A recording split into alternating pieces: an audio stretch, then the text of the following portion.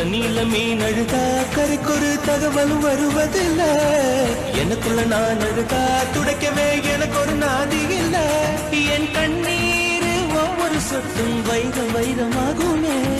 சபதம் சபதம் என்றே சலங்கை சலங்கை பாடுமே.